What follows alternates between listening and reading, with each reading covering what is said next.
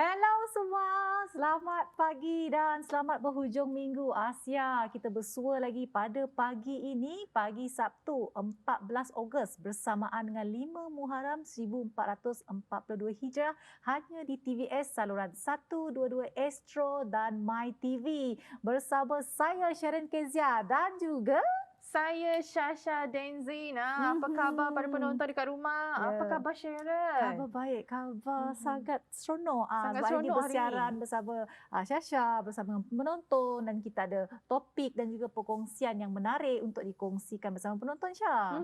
Jadi hari ini apa antara topik-topik yang akan kita kupaskan, Sharon? Jadi hari ini kita akan mengupas tentang topik jiwa pengumpul, collector soul dan juga penyakit psoriasis ini. Jadi penyakit ini saya kira adalah jarang-jarang kita dengar. Mungkin ada yang kali pertama baru mendengar perkataan psoriasis ni. Dan juga untuk topik yang kedua adalah mengenai collector soul. Jiwa seorang pengumpul. Saya kira dua topik ini memang topik yang cukup menarik sambil kita bersantai-santai di hujung minggu bersama dengan keluarga kita. Jadi kita boleh mendapat sedikit informasi dan input daripada topik yang akan kita kupaskan pada pagi ini bersama dengan tetamu-tetamu istimewa kita. Tetapi sebelum itu kami ingin kongsikan dengan anda sedikit, kita boleh katakan sedikit awareness lah Syah. Perkongsian lah kepada penonton semua, khususnya kita masih lagi dalam fasa pemvaksinan dan saya kira ada dalam kalangan kita ramai sudah yang telah boleh dikatakan telah selesai tamat mendapatkan dos yang kedua. Hari ini kita nak kongsikan kepada anda, elakkan aktiviti fizikal berat selama 1 minggu selepas vaksinasi COVID-19 sekiranya anda baru mengambil vaksin sama ada dos yang pertama atau dos yang kedua. Jadi perlu elakkan aktiviti fizikal yang berat untuk tempoh 1 minggu. Contoh aktiviti fizikal yang berat adalah berenang, berbasikal, angkat berat, zumba aerobik, bola sepak, tenis dan badminton. Tapi saya kira aktiviti fizikal ni pun memang tidak boleh dilakukan Syah sebab kita masih lagi dalam fasa PKP di mana kita disarankan dan memang diberi amaran agar berada di rumah sekiranya tidak mempunyai apa-apa keperluan untuk berada di luar Syah. Dan juga sebenarnya ada sebab kenapa kita tidak dibenarkan untuk melakukan aktiviti-aktiviti berat ini sebagai contohnya kerana selepas menerima vaksin, sistem imuniti dalam badan kita ni akan dilatih untuk membentuk antibody sama seperti kita terdedah kepada penyakit dan juga bakteria dan reaksi dan juga respon setiap tubuh badan seseorang itu adalah berbeza-beza dan juga begitu juga terhadap sebarang kesan sampingan. Mungkin ada yang mengalaminya, mungkin ada yang tidak. Jadi demi kesihatan diri dan juga demi kebaikan dinasihatkan supaya anda untuk mendapatkan rehat yang secukupnya. Betul tu. Tapi walaupun contoh mungkin anda tetap ingin melakukan aktiviti fizikal, kita faham. Anda boleh saja melakukan aktiviti fizikal di rumah tetapi senaman ringan. Contohnya berjalan dan lakukan kerja rumah. Lakukan kerja rumah ni Syah boleh tahan juga berat sebenarnya. Macam kita menyental bilik air kita mop satu rumah berpeluh juga tu Syah. Sebab saya pernah buat. Masa juga kita kuarantin tu saya luangkan masa untuk membersihkan rumah tu. Kita membersihkan awang labah-labah tu. Sawang-sawang. Awang-awang lah pula. Awang-awang. Jadi sebenarnya Sharon, walaupun kita dibenarkan untuk melakukan kerja-kerja rumah, tak semestinya boleh mengangkat tongges yang berat tu. Tu bukanlah. Yang ringan-ringan sahaja macam menyapu sikit-sikit tu, yang membuang sesawang tu semua. Itulah kalau angkat tongges tu Syah dah macam masuk gym lah. Dah masuk gym. Jadi kepada anda semua terus kekal setia bersama kami kerana selepas ni kita akan mengupas topik bersama dengan tetamu-tetamu kita semuanya dalam Sejahtera Asia.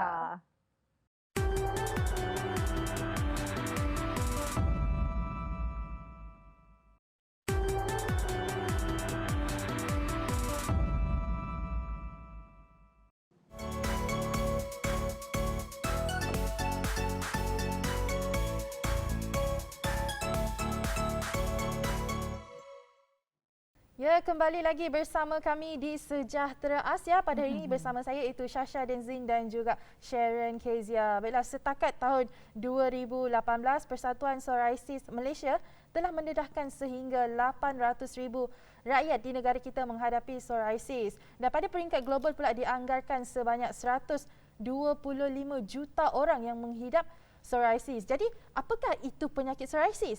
Oleh itu, kami di Sejahtera Asia menjemput Dr. Pubalan pada hari ini untuk bersama-sama mengupas topik psoriasis sempena Psoriasis Awareness. Jadi salam sejahtera Doktor. Selamat datang. Apa khabar? dalam Siaran Selamat Sejahtera datang. Asia. Ya, terima kasih kerana bersama kami pada hari ini bersama-sama mengupas topik kita kepada para penonton. Baiklah Doktor. Sempena dengan bulan Psoriasis Awareness, mungkin ada di antara kita yang baru pertama kali mendengar perkataan psoriasis ini. Jadi, Doktor boleh tak jelaskan kepada kami semua apakah yang dimaksudkan dengan penyakit psoriasis ini? Psoriasis itu sebenarnya satu penyakit kulit di mana terdapat tumpuk-tumpuk merah yang bersisik di beberapa bahagian badan, terutamanya di kulit kepala, di siku, di lutut dan lain-lain tempat selepas itu. Pada permulaannya ada orang yang mungkin mengidapnya di kulit kepala saja seperti klimomo. Tapi penyakit kulit psoriasis ini ada unsur genetik atau keturunan. Kalau emak atau bapa ada masalah psoriasis, kemungkinan anak pun dapat mengidap penyakit psoriasis. Tapi selain daripada keturunan, dia mempunyai trigger factor ataupun bahan-bahan yang membuat psoriasis itu muncul, seperti infeksi seperti bakteria, kulat dan juga ubat-ubatan seperti antibiotik, penyakit, ubat-ubat tahan sakit dan sebagainya, ubat darah tinggi, kencing manis macam tu boleh trigger psoriasis. So penyakit ini memerlukan satu trigger dan satu trigger yang paling penting ialah stres. Stres boleh trigger psoriasis buat kali pertama.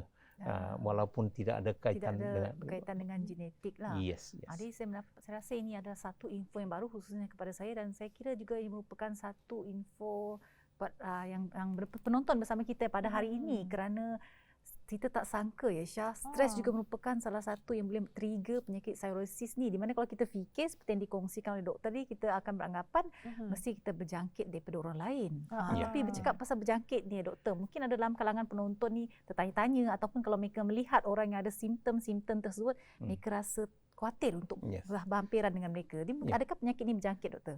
Penyakit ini sebenarnya tidak berjangkit. Ini satu penyakit inflamasi atau radang kulit. So apa you tengok di atas kulit itu adalah inflamasi di mana kulit itu bertukar terlalu cepat.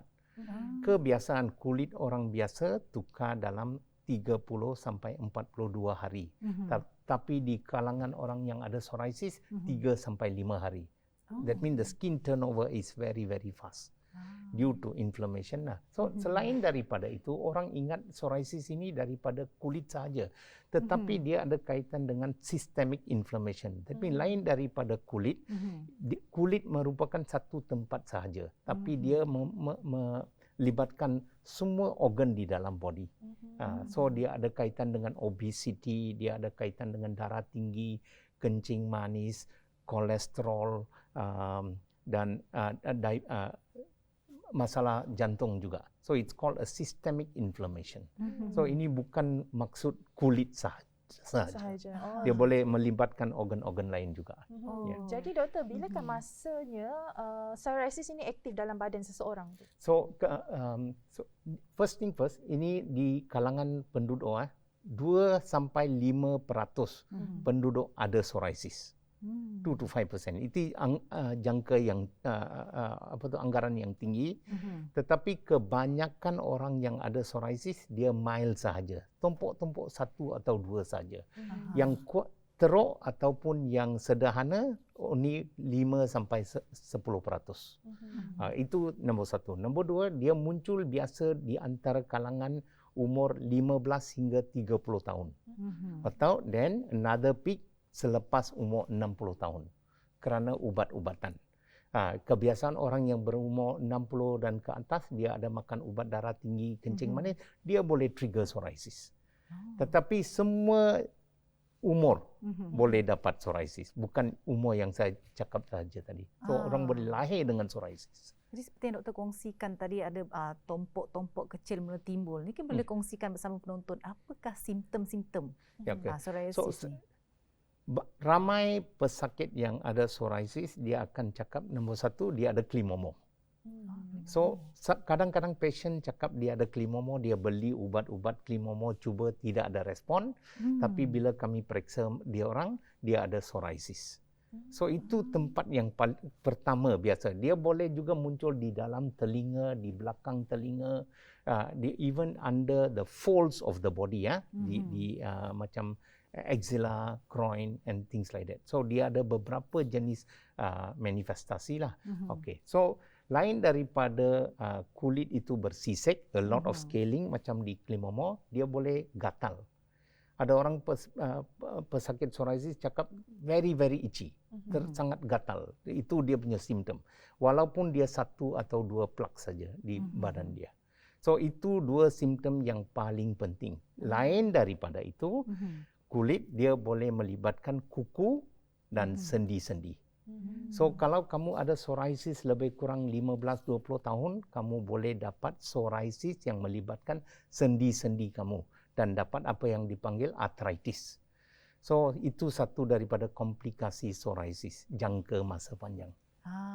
Jadi kepada penonton yang ada bersama kami pada pagi ini, sekiranya anda mengalami masalah klimomo yang berpanjangan, dah cuba pelbagai ubat, dah cuba pelbagai shampoo, namun masih juga tidak dapat dirawat, anda mungkin perlu berjumpa dengan doktor pakar untuk melihat mungkin anda ada simptom psoriasis tu. Sebab kita tak tahu Syah, macam Syah tak tahu, saya pun tak tahu sama ada kita ni ada jin psoriasis ke tidak, ataupun mungkin ada seperti doktor kongsikan boleh trigger, ada sesuatu yang boleh trigger psoriasis tu untuk timbul dalam diri kita sendiri tu Syah. Dan juga yang menarik sebenarnya seperti yang dikongsikan oleh doktor tadi, ia bukan hanya melibatkan kulit sahaja tetapi juga dalam organ dalaman seperti kuku, ada juga seperti sendi-sendi dan juga penyakit-penyakit lain yang boleh triggerkan psoriasis ini. Jadi doktor, mungkinkah terdapat jenis-jenis psoriasis? Contohnya, kan doktor, adakah Euteria ini diklasifikasikan sebagai penyakit psoriasis? Urtikaria. Ya. Urtikaria itu satu jenis penyakit kulit gatal yang ada kaitan dengan psoriasis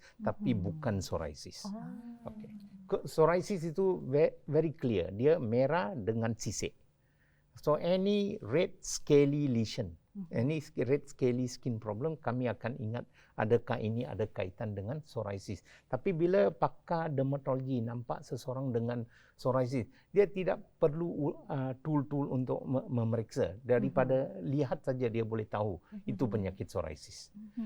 So tak payah buat scraping, investigation, hantar darah ke apa-apa, tak perlu. Biopsi pun tidak perlu kerana dia punya classic distribution cukup untuk membuat diagnosis dia.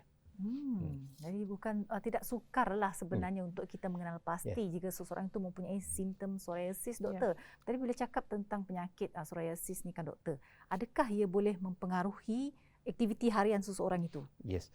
So dalam bila kami mengesan seseorang itu mendapat psoriasis, kita tengok daripada severity dia. Adakah dia mild, dia moderate atau severe. Kebiasaan mild dengan moderate, pesakit dia boleh kawal penyakit itu dengan rawatan yang senang sahaja dan dia tidak mengganggu what you call activities of daily living lah.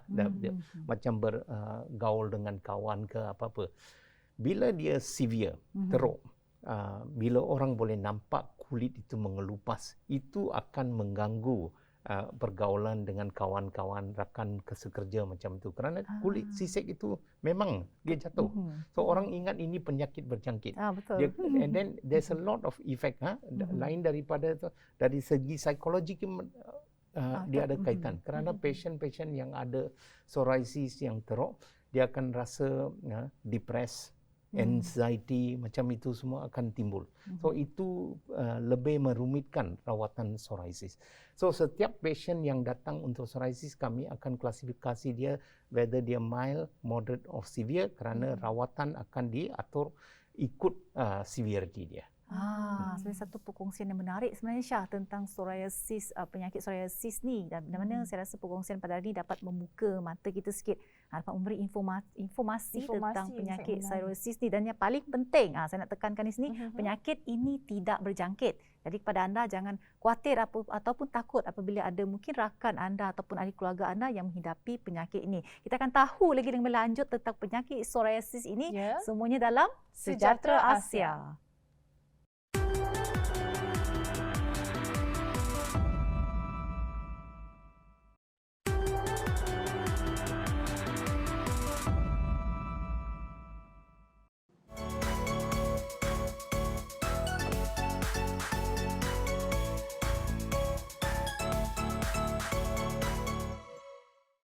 Ya, terima kasih kerana terus kekal setia bersama kami dalam siaran Sejahtera Asia. Kepada anda yang baru bersama kami, topik kita pada pagi ini adalah penyakit psoriasis bersama dengan Dr. Pubalan yang merupakan seorang doktor di Hospital Umum Sarawak. Jadi banyak perkongsian tadi Syah. Doktor dah kongsikan bagaimana simptom, doktor dah kongsikan apakah yang akan trigger penyakit ini, tapi doktor belum kongsikan doktor rawatan untuk penyakit psoriasis ni. Sebelum saya memberikan maklumat tentang rawatan. Pesakit-pesakit psoriasis mesti faham penyakit psoriasis ini satu penyakit yang kronik. Maksud kronik, dia adalah jangka masa panjang. So dari masa ke semasa di dalam rawatan itu penyakit ini boleh melarat. That means become more severe from time to time. So dalam rawatan psoriasis kami pentingkan counselling. That means kena beritahu pesakit apa yang dia boleh buat, apa yang dia tidak boleh buat. And there are a lot of myths about psoriasis. Ramai pesakit akan cakap ini ada kaitan dengan makanan. Saya makan ini psoriasis jadi lebih teruk. Tapi daripada bukti-bukti evidence yang kami ada, tidak ada bukti menunjukkan makanan ada kaitan dengan psoriasis. Okey, tetapi kalau seseorang pesakit itu cakap dia makan sesuatu makanan dan psoriasis itu flare up, kami akan suruh dia elakkan makanan itu. Itu untuk setiap individu pesakit. So bila rawatan nak dimulakan untuk psoriasis, macam saya terangkan tadi, itu mild, moderate atau severe. Dia sedikit, dia banyak atau terlalu teruk. Maksud teruk, dia akan melibatkan lebih daripada 90% body surface area. That means almost the entire body is psoriasis dengan sendi-sendi yang rosak. So kami tidak mau pesakit pergi ke tahap itu. So awalan rawatan itu mesti baik. So bila ada rawatan, pakar-pakar kulit ataupun doktor-doktor yang ada, dia akan gunakan rawatan berasaskan clinical practice guidelines. That means ini mesti evidence based. Dia mesti bukti yang kukuh. Tidak boleh calang-calang gunakan ubat yang ada ataupun apa-apa yang you dapat di internet, di Facebook. Kalau you tengok dalam psoriasis in Facebook, ada banyak rawatan yang we can cure psoriasis. Okey, kerana penyakit ini genetik, dia kronik, rawatan akan digunakan ikut apa tahap ke severity psoriasis. So kalau dia orang mengidap psoriatic arthritis, alright, dia ada sakit-sakit sendi, kami biasa rujuk dia dengan pakar rheumatologi untuk memulakan rawatan yang lebih sempurna. Di bahagian kulit, kebiasaannya ubat-ubatnya topikal, ubat-ubat sapu ataupun oles dengan moisturizer untuk maintain dia punya skin. Another treatment yang bagus ialah matahari. Okay, sunlight actually is very good for psoriasis. Early morning, late evening. So satu daripada kaedah rawatan yang kami ada adalah fototerapi. Di Hospital Besar Kuching, kami ada satu fototerapi box kami gunakan untuk pasien yang psoriasis yang teruk. So itu pun boleh digunakan. But sunburn is no good. That means you don't burn your skin because it makes the skin worse. So rawatan, dia punya rawatan ialah untuk mengawal simptom-simptom psoriasis, bukan cure psoriasis. So ada banyak rawatan yang ada di untuk pesakit psoriasis. So dia mesti mendapatkan nasihat dari pakar kulit ataupun doktor-doktor yang berkaitan supaya rawatan itu boleh dimulakan pada jangka masa awal. Jadi bercakap tentang rawatan, doktor, adakah jika seseorang itu mengidap penyakit psoriasis ni dia perlu menjalani rawatan setiap minggu ke bagaimana? Yes, rawatan ini jangka masa panjang. Memang dia akan perlukan rawatan susulan dari masa ke semasa lah. So kalau you buat rawatan macam fototerapi, you mesti pergi ke hospital 3 kali seminggu untuk 12 minggu. So this is a long term treatment. So kebanyakan rawatan yang digunakan short term, dia berkesan tapi dia boleh flare up. Tapi di samping masalah ini yang kami dapati orang yang ada psoriasis, banyak pesakit dia menggunakan kaedah doktor shopping. Doktor shopping maksud dia cari doktor untuk hilangkan penyakit ini. So dia akan cuba satu doktor sampai dia hilang. Tapi itu susah kerana rawatan-rawatan itu standard sahaja. So ramai pesakit yang suka pergi untuk suntikan untuk psoriasis. This is a no-no. Jangan buat itu. Kerana itu ubat semua mengandungi steroid yang boleh melaratkan penyakit psoriasis ini sampai dia jadi tahap yang lebih susah nak dirawati macam erythrodermic psoriasis atau pustular psoriasis. Tadi kamu ada cakap tentang jenis-jenis psoriasis yang ada. Dia ada banyak jenis psoriasis tapi dia punya lesion itu lain-lain. So all perlu diagnosis dan confirmation dia. Baru rawatan akan dimulakan. Tapi rawatan digunakan mengikut kaedah clinical practice guidelines. That means you see the treatment and follow the guidelines for Malaysia. So Malaysia ada guideline dia sendiri. Jadi doktor, sebenarnya ada beberapa persoalan daripada para penonton, iaitu antaranya adalah soalannya berbunyi, adakah benar bahawa psoriasis ini berkaitan dengan masalah darah? Dia daripada masalah genetik dan dia merangsang sistem imun kamu. That means imun sistem kamu menjadi terlalu kuat dan melibatkan beberapa masalah, so the skin starts turning over. So bukan masalah darah sebenarnya, tapi dia ada kaitan dengan diabetes, dia ada kaitan dengan kolesterol, itu semua mesti dirawat. So you tidak boleh ambil penyakit kulit sahaja, you mesti ambil semua dalam satu basket. If you're obese, you must lose weight. If you have diabetes, you must control the diabetes. If you have got hyper cholesterol, you have to reduce the cholesterol. Darah tinggi mesti dikawal. And then ada cara-cara lain juga. So masalah ini untuk beritahu masalah darah tidak actually. Tapi dia ada kaitan kerana imun sistem itu di dalam darah. Dia rangsang sel-sel dalam darah untuk menyerang kulit.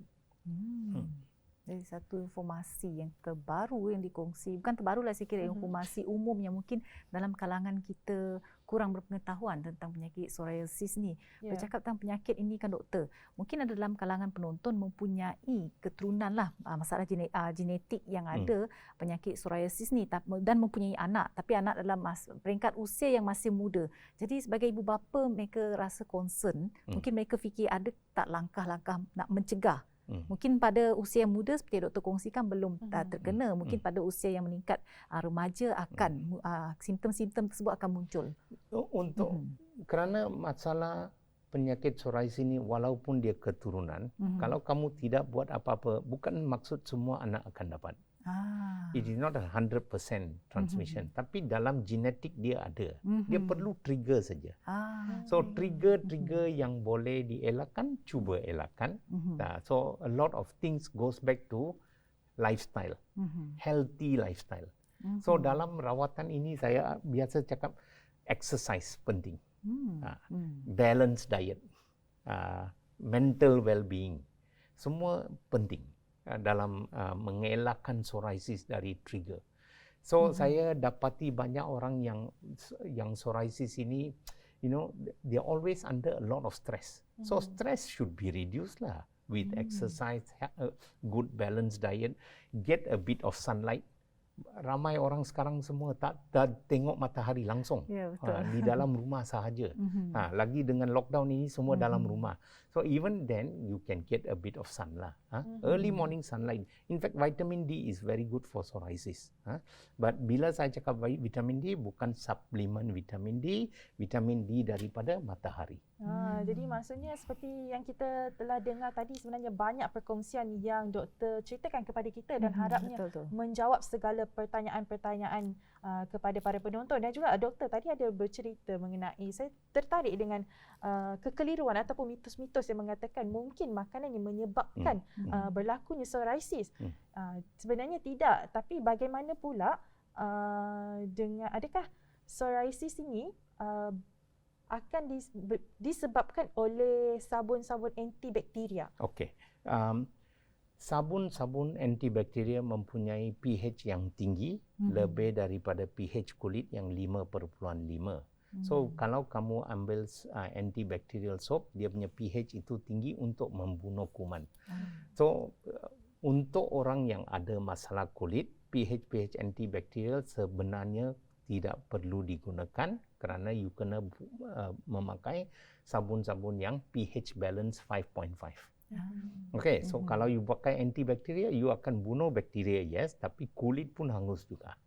Semakin nipis lah maksudnya. Not hangus, that means like a burn. So that may trigger psoriasis.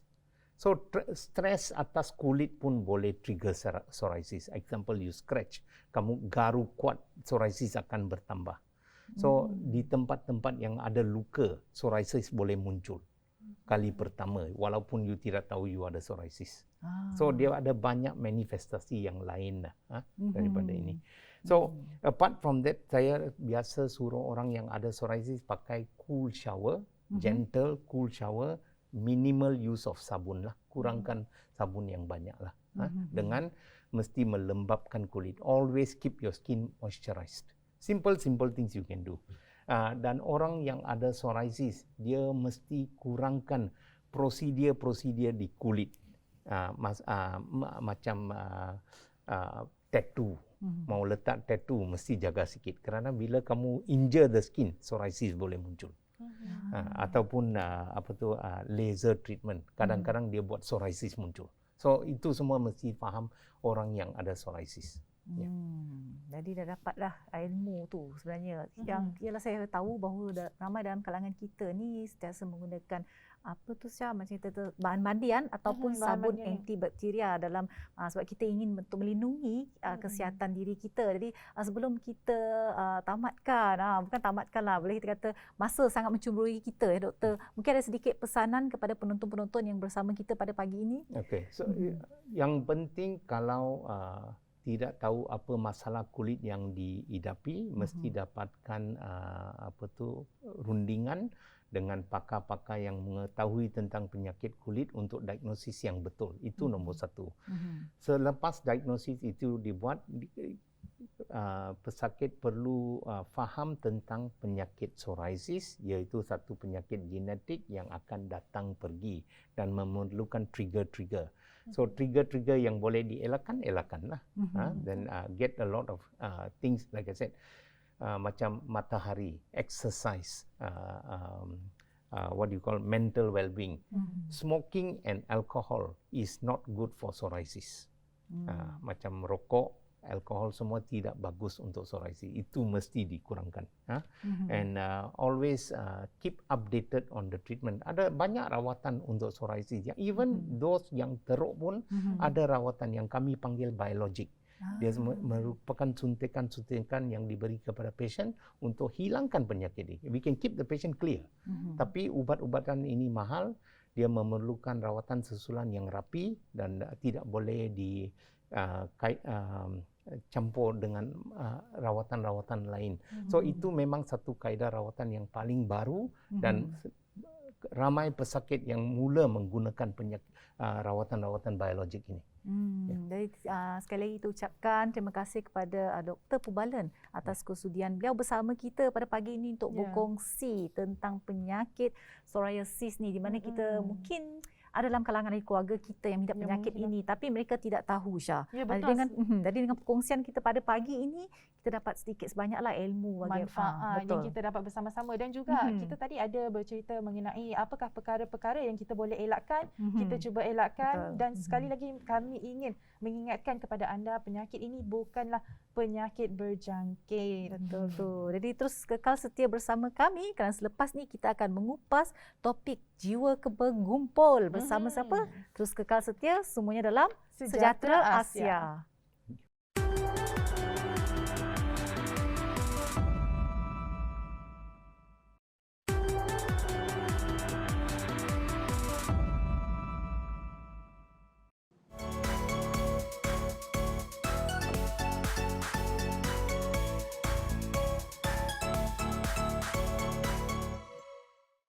Ya, kembali lagi bersama saya Sharon Kezia dan juga Syasha Denzin. dalam siaran Sejahtera Asia edisi hujung minggu dengan topik kita yang kedua adalah jiwa penggumpul, collector soul. One man trash is another man treasure. Dunia seorang penggumpul bermula dari minat yang mendalam kepada sesuatu. Seterusnya bertukar menjadi hobi. Dan bagi mereka yang mengumpul ni, nilai koleksi mereka bukan sahaja dilihat dari segi kewangan, tetapi juga dari sudut emosi. Jadi koleksi ini membolehkan mereka menghidupkan semula zaman kanak-kanak mereka, menghubungkan diri mereka dalam tempoh atau masa yang mereka merasakan nostalgik. Jadi koleksi mereka membantu dengan meringankan ketidakselesaan dan kebimbangan daripada kehilangan sebahagian diri mereka dan untuk menghidupkan masa lalu supaya terus diingati pada masa kini. Ada yang mengumpul untuk keseronokan. Bagi ada juga yang mengumpul untuk dia merupakan satu pencarian sepanjang hayat yang tidak dapat dilunaskan. Dan mengumpul juga dapat memberikan keselamatan psikologi dengan mengisi sebahagian daripada diri yang dirasakan hilang atau tiada makna. Bersama kita pada pagi ini untuk mengupas topik jiwa pengumpul adalah Encik Musrifin Sani bin Musa daripada Kuching Pickers. Apa khabar Cik Mus? Khabar baik. Terima kasih kerana sudi bersama kami pada pagi ini dengan membawa koleksi-koleksi yang saya boleh katakan sangat eksklusif. Kerana bukan boleh selalu nampak Syah koleksi-koleksi macam ni Syah. Kalau kita lihat dekat sini ada banyak-banyak koleksi yang kita dapat lihat, iaitu daripada Black Panther, daripada Doctor Strange, ada dari Thundercat. Thundercat tu memang dia macam mengingat saya kembali ke zaman saya kanak-kanak lah Syah. Saya pun sama juga. Masa ni saya masih dah dilahirkan jugalah. Juga Robocop memang sangat eksklusif lah barang-barang yang kita ada pada hari ini. Jadi Cik Mus, sebagai permulaan kita nak tahulah apakah item pertama yang digumpul oleh Cik Mus. Kongsikan perasaan tu, pengalaman tu. Saya masih ingat lagi waktu saya umur 16 tahun, way back in 1997 lah. Right. Ada kawan saya ni, seorang kawan rapat, dia bekerja dekat sinema. So dia bagilah saya poster, movie poster, sebab saya seorang pengumpul movie poster dan juga action figure. So dia bagi saya satu movie poster, dan movie pada zaman tu kita famous dengan girl band, boy band, Spice Girls, Backstreet Boys. NSYNC. Betul. So saya dapat poster, original movie poster yang printed the US, Spice World the movie. So bila dapat benda tu, I was ecstatic lah, macam happy. Tak pernah dapat benda ni, sebab selalunya kalau kita dapat poster pada waktu tu, kita dapat daripada pin-up poster daripada majalah, ataupun kita pergi dekat kedai stationery kan. But then dari situlah titik bulanya minat saya terhadap poster tu. Dapat poster tu, that was the first poster saya letak dekat bilik saya lah. Dan dari situ saya gumpul 1, 2, 100. Sekarang dah beribu dah. Banyak poster. Tu adalah poster. Dan at the same time, saya pengumpul action figures juga. Sebab saya dilahirkan dalam era 80-an. So dalam 80-an tu kita famous dengan Saturday morning cartoons. Hari Ahad, hari Sabtu kan ada kartun daripada jam 8 sampai jam 11 kan. So kita tengoklah kartun G.I. Joe, Thundercats, Teenage Mutant Ninja Turtle. Semua tu adalah benda yang mengimbau kembali. Zaman saya waktu kecil-kecil dululah. So saya mula mengumpul satu dah, sekarang ni dah jadi banyaklah koleksi saya sekarang ni dari seluruh dunia. Wow. Tapi seperti yang Encik Mus kongsikan, di sini saya tertarik ni. Encik Mus kongsikan tadi ada lebih daripada 2,000 poster. Jadi kita nak tahu Syah, mana Encik Mus simpan semua 2,000 poster ni kat rumah? Okey, of course kalau nak simpan barang-barang yang berharga macam ni, kita kena ada dedicated room. Bilik khas untuk mengumpul semua barang-barang ni supaya saya lebih sistematik lah. Kalau tak, kita letak dekat tempat yang sebarang pun susah juga. At the end of the day, ia akan jadi berselerak. So, saya utamakan sistematik. Apa barang yang saya kumpul akan ada coded dia dah. Ada coded daripada nama-nama movies tu. Dan sekarang kalau yang action figures, mostly saya simpan masih dalam kotak lah macam ni. Terus kalau buka, the action figure tu kita main, masih ada nilai, tapi nilai dia lain dengan berbanding dengan yang dalam kotak. So yang mint condition dia ada nilai yang lebih tinggi berbanding dengan yang dah dimainkan, tapi tak semestinya yang dah dibuka tu hilang nilai. Ada certain-nya ada mempunyai nilai yang tinggi dan amat sukar dicari dan nilainya sampai ribuan. Sebab tu dekat Amerika, dekat US, they have ada auction setiap waktu daripada banyak-banyak galeri lah yang menjual banyak props. Dan ini adalah contoh-contoh yang saya dapat daripada San Diego Comic Con. Yang props daripada Black Panther, rantai yang Encik diguna. Mus boleh tunjukkan kepada penonton, boleh tunjukkan. Ni adalah daripada movie Black Panther. Rantai yang dipakai oleh King Chakla tu. Right? So daripada movie tu, yang ni adalah salah satu daripada dia punya props. Dia panjang lagi sebenarnya dalam ni kalau dibuka. So this one is salah satu daripadanya, dan ini adalah props daripada Doctor Strange. Rantai yang dia pakai tu, right? Rantai yang dia pakai. Berharga ni Syah. Ada set lagi berserta dengan set. Yes, berserta dengan set. Sebab for a collector untuk mendapatkan benda ni bukanlah mudah. Kalau dekat Malaysia pun susah nak dapat. So dia ada lagi lah, banyak lagi props yang besar-besar macam Thor punya ni. Saya ada juga lah benda tu dekat rumah tapi besar. But apart from this, yang paling saya utamakan sekarang ni adalah mengumpul poster lah. Sebab poster dia ada nilai eksotik dia sendiri bagi saya. Sebab itulah adalah permulaan minat saya terhadap hobi. Ya, betul. Jadi dekat sini kita dapat lihat pelbagai koleksi yang kita kumpul. Sebagai contohnya macam Cik Mus sendiri, poster, dan juga mungkin action figure. Jadi yang bermula daripada minat terus kepada sesuatu. Dan juga kepada kucing pickers. Apakah antara koleksi yang diminati sehingga tertubuhnya kumpulan yang dipanggil kucing pickers ni? Okey, kucing pickers adalah kumpulan pengumpul. Kita kategorikan kita sendiri sebagai dalam 3 aspek lah. Satu adalah mereka yang meminati Japanese pop culture. Maksudnya mereka yang meminati anime, manga. Tak kisahlah yang daripada awal-awal 70-an, 60-an sampai yang the latest one. Itu adalah speciality-nya yang sendiri. Kami juga ada pengumpul-pengumpul yang berminat dengan yang saya katakan tadi, Saturday morning cartoons yang berasal daripada US. Yang Japan ni yang US. Minat He-Man, minat Thundercats, Robocops, Marvel character, DC, Batman, semua tu, Teenage Mutant Ninja Turtle. Those are the things yang reminds us back lah zaman kanak-kanak kita orang. Ya, betul. Dan yang ketiga adalah all of us yang dalam grup tu, we consider ourselves as a movie nerd lah. So kita orang suka tengok not just watch the movie, tapi kita discuss about the movie tu. Ada Kira, berapa orang biasanya dalam kumpulan Kucing Pickers, kita ada dalam 8 ke 10 orang sekarang ni lah yang aktif. Yang aktif.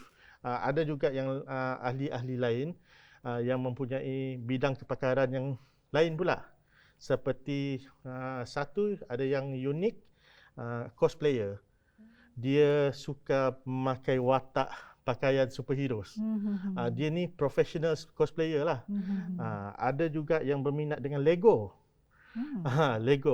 Lego dia boleh katakan Lego yang mana yang mahal, yang murah, yang vintage, yang baru, semua dia tahu. Dan sejarah Lego pun dia tahu.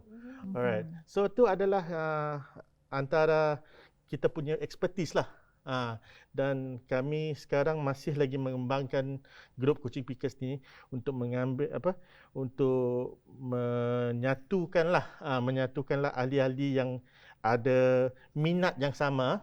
So kita bergerak sebagai satu unit untuk events, untuk even kita do CSR, Corporate Social Responsibility, because baru-baru ni kita ada buat aktiviti dengan peyatim last year waktu MCO baru bermula. So kita dengarlah keluhan daripada peyatim, kanak-kanak tak dapat keluar. Dia orang stay dekat dalam dom saja. So the stress is there lah. So apa yang kita orang buat, we bring the fun to them. Kita bawa the group Kucing Pickers, kita pergi ke sana, kita bawa kita punya model kit. Kita bawa kita model kit ni adalah robot lah, Gundam. Gundam. So bawa ke sana buat kelas. Dan yang kanak-kanak ni pergi memasang lah. Because ada yang bagi tahu some of them dah lama sangat tak keluar, dia jadi pemarah. So we try to help in a way to make sure that dia tak stres lah. Yelah, tak bosan lah duduk aja dekat rumah tu tanpa melakukan aktiviti. Sebab aktiviti dadah juga tidak dibenarkan. Jadi mereka terpaksa berkumpul dalam rumah. Dan jadi seperti Encik Mus rakan-rakan datang boleh dikatakan menghiburkan hati kanak-kanak tersebut. Sebenarnya banyak lagi yang kita nak tahu tentang hobi sebagai seorang pengumpul, jiwa pengumpul ni. Kita akan ketahui semuanya selepas ini dalam Sejahtera Asia.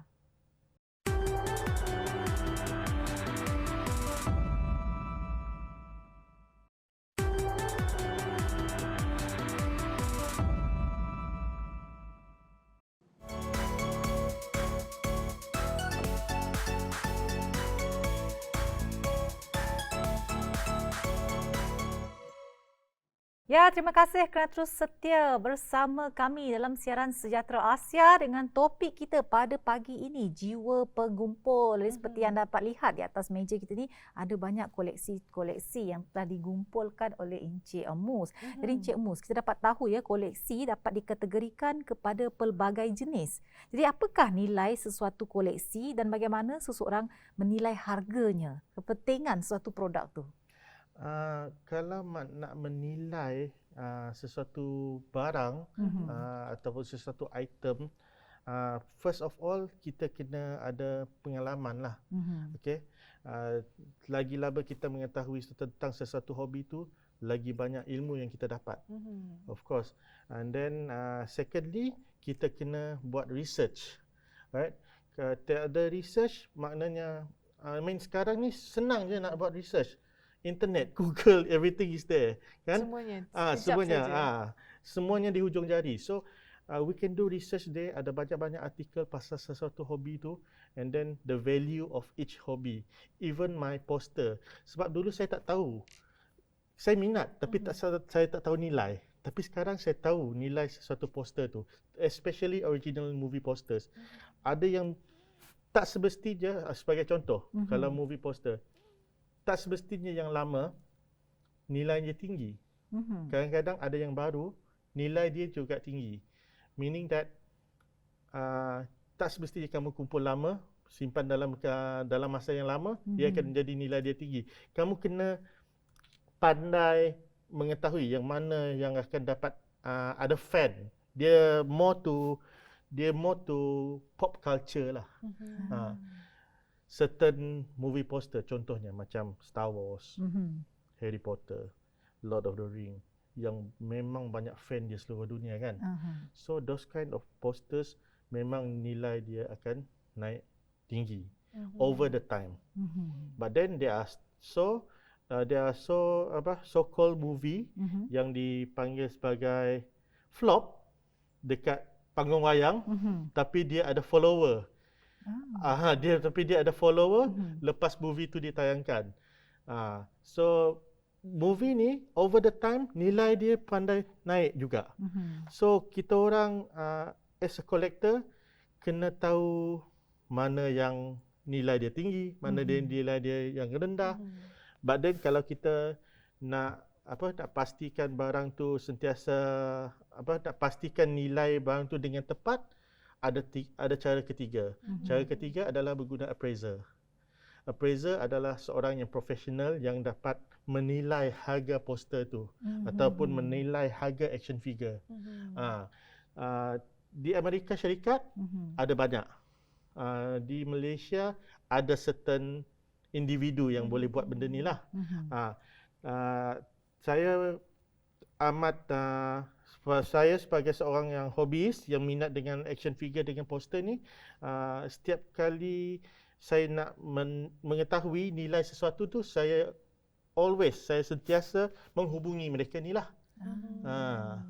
Jadi kalau kita bercakap pasal hobi ni, kita tahu bahawa untuk mengumpul ni kan Syah, memerlukan duit yang banyak sikit lah, sebab barang-barang yang kita nak beli ataupun kita nak kumpul ini datangnya daripada nilai yang boleh tahan harganya. Apa pendapat Encik Mu sendiri?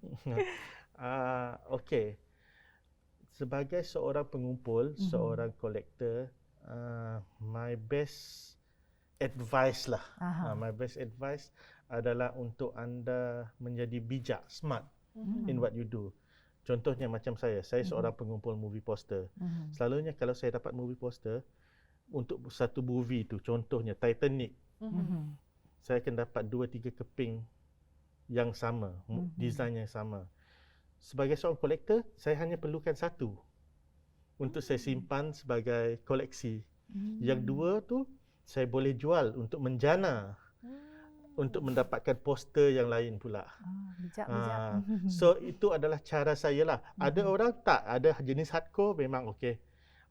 Duit gaji kerja ke apa, lepas tu dia beli barang, beli kumpul. Lepas over the years dia simpan, nilai naik, dia jual, ada juga. Ada yang menjual. Tapi saya mengaku saya juga menjual, tapi saya mengumpul. So duit tu adalah untuk menjana tanpa mengganggu periuk nasi saya.